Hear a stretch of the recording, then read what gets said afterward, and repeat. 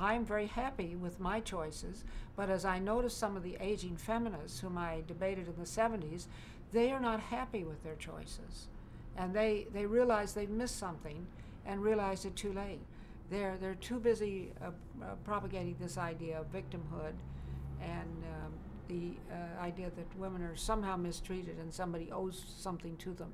And that goes back to our discussion on domestic violence.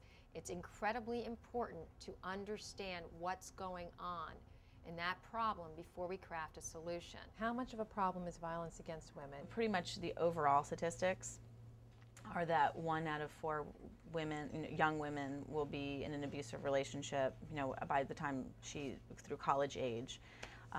The overall statistic for women is 1 out of 3 women will have some kind of violent experience in their lifetime. I've said to some college audiences, I have never seen a man hit a woman except on television. And they all act like they're booing, they just don't believe that's so. And I think if they have, they're going around with the wrong crowd. Find some new friends. I mean, among the men I know, they are absolutely incapable of hitting a woman. It's just not in them. You know what she called domestic violence shelters? Shelters for runaway wives. It's also, what we really push for is, can you get an accurate picture of where women are right now? The number one reason women 15 to 45 or in that age group go to emergency rooms is not because of appendicitis or an automobile accident. You put everything together. It is spousal abuse or the abuse of violence. I don't want to downplay it. It's old-fashioned wife beating is what it is. Call it what it is. And we all should be opposed to that. Do you think that even if they're mismotivated, that there's any validity in where that feeling might be coming from for them? Well, I believe in original sin, and there is sin in the world. There's no question about that. But I don't know that it's more men than women who are sinners. You said that once that the trust between girls is broken, like when some girls feel betrayed, they may turn away entirely from all their girlfriends. You noted that that's in some ways what makes them most vulnerable. It's when they become so focused on boys, and for women, when they become so focused on men, that they lose their connection to women, and that's when they're more likely to be victims. That girl in that situation not only loses her relationships with other women and her ability to trust other women, but she also isn't, it's not that she's hanging out with all these boys, it's that she is vulnerable to a particular kind of boy.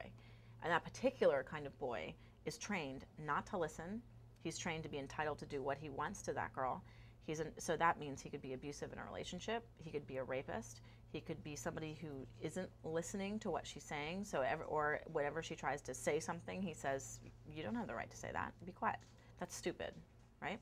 When you're 14 years old and you have somebody that you like, a boy that you like, say to you, I don't know, 2 times a day? Say 2 times, we'll be low, right, on the scale. 2 times a day, that's stupid. What are you doing? It doesn't take that much when you're 14 to be like, okay, you are the person who gets to make the decisions in my life. I do not get to make the decisions because I'm stupid. So it's really tricky. It's a very, very tricky, meaning dangerous situation, because it makes girls incredibly vulnerable to everything from bad friendships to dangerous abusive relationships to being like oral sex. Oh my, I mean, where they're in a situation with a boy and they don't want to have sex because they're scared to have sex with him for good reason. So they feel like they can offer oral sex as a way to not be raped because they don't want to admit that to themselves. Like, oh my gosh, I'm in a situation where I have no control. So they're going, in some ways you understand it, right? They want to have some control in that situation. So they offer. They're bargaining, right. Right. So it's an interesting dynamic about power and control and what they're trying to do in that situation. And there are sad cases of that.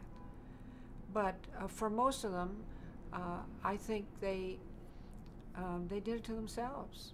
I mean, the irony, of course, is that their relationships with women are going to be the things that get them through their adolescence and, their lives. And again, I think attitude is the real difference between those who are happy and those who are not, and the difference between those who are the feminists and those who are, as we say, pro-family.